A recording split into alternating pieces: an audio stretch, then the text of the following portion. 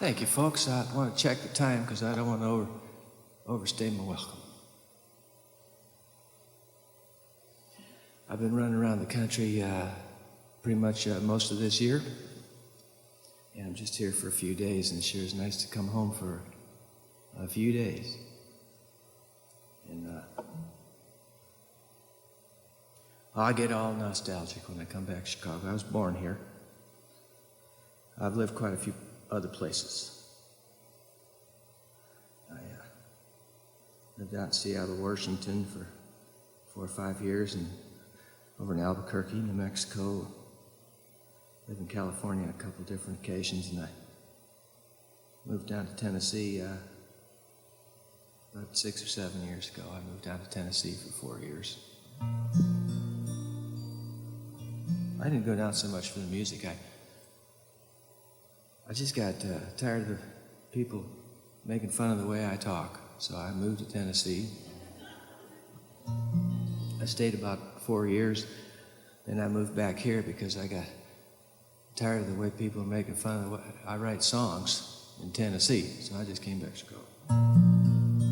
But I get all nostalgic. I think about just my dearest pal who isn't with me anymore. And I wrote this song about him. He passed on about 20 years ago, and after 20 years, I still grieve. Why, sometimes I even laugh and slap my leg a step.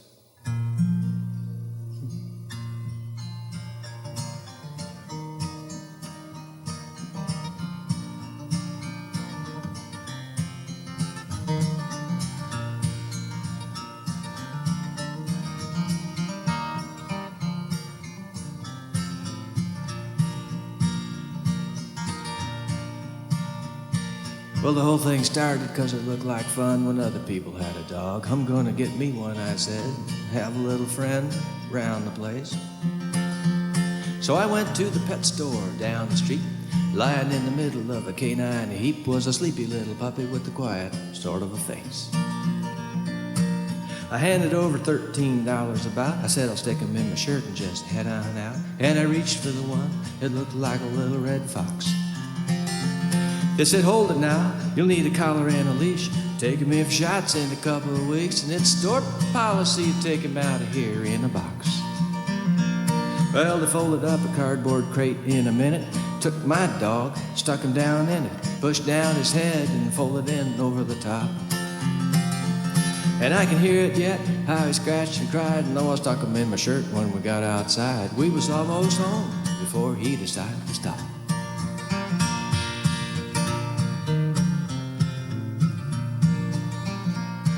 Well, the next few weeks were certainly strange.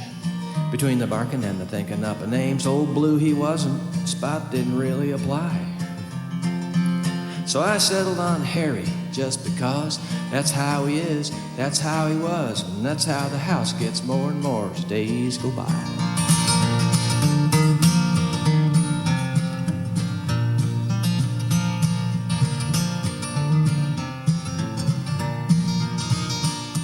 For a time I was careful where I sat. The rug got funky and he chewed up my hat, and it still happens once in a while when he gets mad. But it's been pretty even after all. I taught him what I know about playing ball, and he's helped me get rid of a lot of the stuff I used to have. Sometimes friends drop by for a couple of beers. We all sit around, take turns rubbing his ears, and calling him. It's been that way ever since he was a pup. And he sleeps on the bed, and when I turn over, oh, he turns over, and then I turn over, and then he turns over, and then we get up.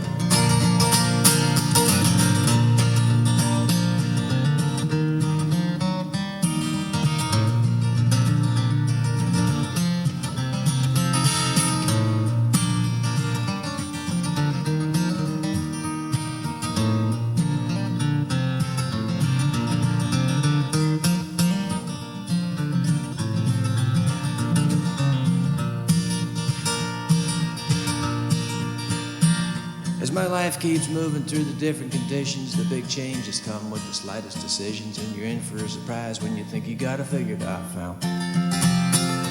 'Cause whoever thought I'd ever dote on a pet? But looking back now, I always forget how I filled up the time before my dog was around.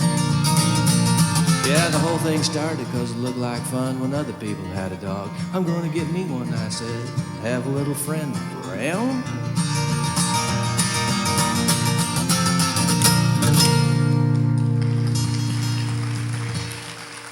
Thank you, folks.